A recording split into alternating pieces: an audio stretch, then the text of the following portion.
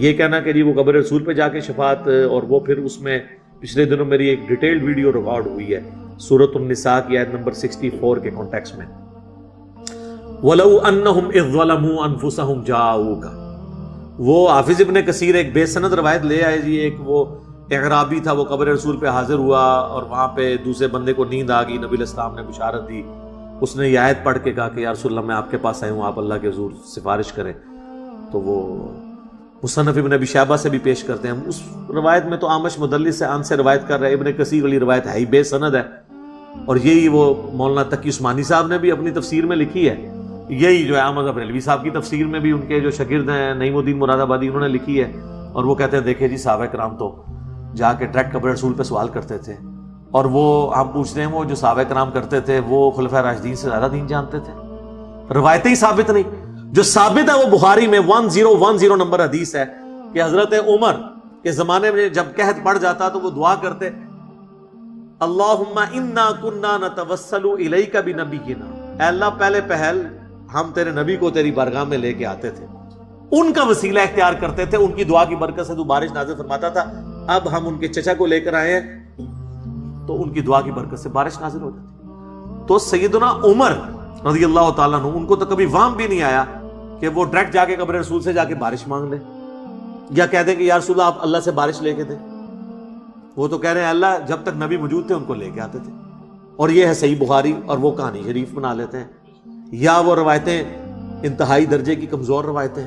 اس پہ میری پوری ڈیٹیل ویڈیو ریکارڈ ہے، لیکن یہ تو بہت آگے گئے ہیں نا جی. انہوں نے تو فضان سنت میں الیاس قادری صاحب نے، اور فضائل اعمال کا جو چیپٹر ہے فضائل حج، اس میں شیخ زکریا کاندھلوی صاحب نے تو لکھا ہے کہ 555 ہجری میں جب شیخ احمد رفاعی قبر رسول پہ حاضر ہوئے تو نبی علیہ السلام نے 90,000 لوگوں کی موجودگی میں اپنا ہاتھ مبارک قبر سے باہر نکالا اور شیخ احمد رفاعی نے بوسہ دیا. اور یہ منظر دیکھنے والوں میں شیخ عبد القادر جیلانی کا نام بھی ذکر کیا جاتا ہے. تو میں نے اس پہ عرض کیا تھا کہ عبد القادر جیلانی تو پیر ہیں شیخ احمد رفاعی کے، انہوں نے آج کیوں نہیں چوما؟ گستاخی ہے نا. کہتے ہیں نہیں وہ دیکھنے والوں میں شامل تھے. بڑی بدبختی ہے جی، تکدے ہی رہ گئے نے تے مرید جڑا وہ نمبر لے گیا، کہانی جھوٹ. اور میں یہ کہتا ہوں کہ یہ ہاتھ مبارک سقیفہ بنی ساعدہ والا جو مسئلہ ہوا جو صحیح بخاری مسلم میں آتا ہے 6 مہینے تک مولا علی نے بیعت نہیں کی، ادھر تو یہ ہاتھ مبارک کوئی نہیں باہر نکلا. جنگ جمل صفین اور نہروان کے حوالے سے تو کوئی انسٹرکشن نہیں آئی ہے. یہ بات کے لوگ عجیب و غریب قسم کے دعوے کرتے ہیں. یہ چونکہ ساری چیزیں قبر رسول کے ساتھ جڑی ہوئی ہیں تو لہٰذا میں نے 8 سے 8 سال پہلے 2 لیکچرز 1.5 گھنٹے کے ریکارڈ کروائے تھے جس میں نے قبر رسول سے متعلق جتنی حدیثیں ہیں، صحیح حدیثیں بھی بیان کی، ضعیف حدیثیں بھی بیان کی، اس لیے تاکہ لوگوں کو پتہ چل جائے. ایک ایک چیز کلیئر کی. مسئلہ نمبر 54C اور 54D، جسے شوق ہے وہ دیکھے.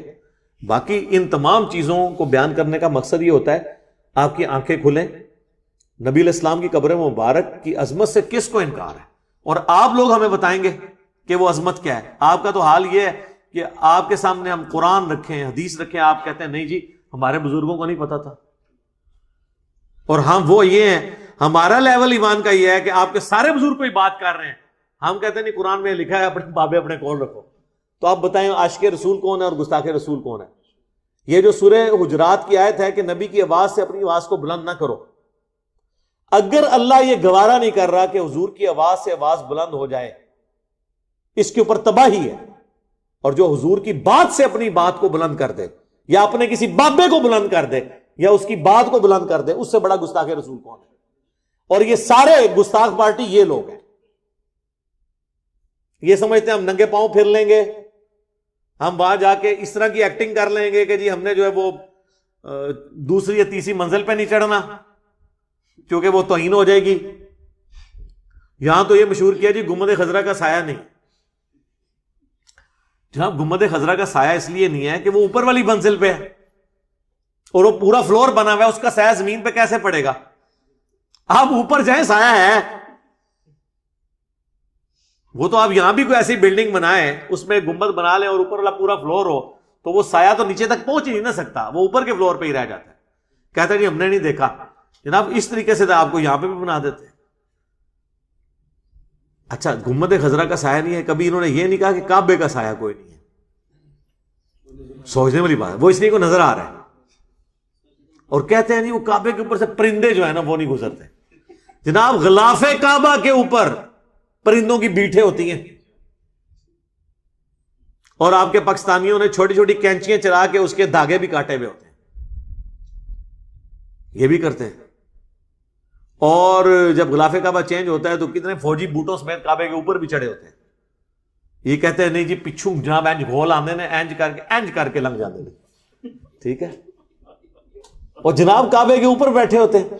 میں نے جب 2007 میں حج پہ گیا تو روزہ شریف پہ جب حاضری ہوئی تو وہاں میں نے بارہا دیکھا کہ وہ جو گنبد خضرا کے اوپر ہلکی سی ایک ٹپ بنائی ہوئی ہے انہوں نے نا، اس ٹپ کے اوپر بھی آگے کبوتر بیٹھ جاتے تھے، حالانکہ بڑا مشکل ہے بیٹھنا. اور میں نے وہاں کئی پاکستانیوں کہا کہ آپ کہتے ہو نا کہ پرندہ نہیں گنبد خضرا کے اوپر سے گزرتا، یہ بیٹھا ہوا ہے فزیکلی اور ایگزیکٹلی ٹپ کے اوپر جا کے، اور یہ سمجھتے ہیں کہ جی وہ بیٹ نہیں کرتا ہوگا، فلاں نہیں کرتا ہوگا، یہ نہیں کرتا ہوگا. گنبد خضرا ہر 1-2 سال کے بعد یا سال میں غالباً 2 دفعہ اس کو پینٹ کیا جاتا ہے، اس کو مینج کرنے. یہ لکڑی کا بنا ہوا ہے، اس کے اوپر وہ جو چادر لگی ہوئی ہے جست کی، اور اندر جو اس کا گنبد ہے وہ لکڑی کا بنا ہوا ہے. اور یہ بھی مطلب 678 ہجری میں رکھا گیا. اس کے اوپر میری الگ سے ویڈیو بھی ریکارڈ ہوئی تھی جس میں نے بتایا تھا کہ یہ امام جو سمہودی ہیں جنہوں نے وفاء الوفا کتاب میں پوری مدینہ شریف کی ہسٹری لکھی ہے 900 سال کی، اس میں انہوں نے لکھا ہے، خود اعلیٰ حضرت نے اس چیز کو نقل کیا ہے کہ جی پہلے تو گنبد خضرا نہیں تھا، اور اس کا کلر جو یہ گرین ہوا ہے نا یہ بھی 150-200 سال پہلے ہوا ہے. پہلے گنبد خضرا نہیں ہوتا تھا، یہ وائٹ کلر کا گنبد ہوتا تھا، گرین بعد میں ہوا.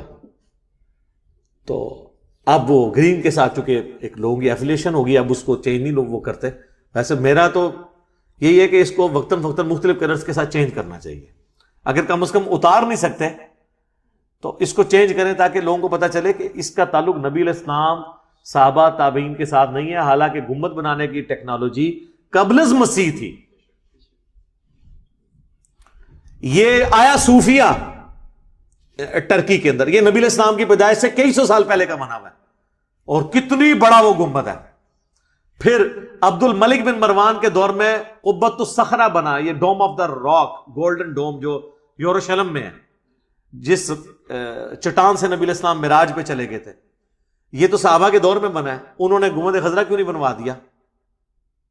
اس لیے انہیں پتا تھا صحیح مسلم میں حدیث ہے، میں تمہیں منع کرتا ہوں قبروں پہ عمارتیں مت بنانا، قبروں کو پکا مت کرنا، قبروں پہ مت بیٹھنا، نہ ڈائریکٹ قبر پہ بیٹھنا ہے نہ مجاور بن کے بیٹھنا ہے.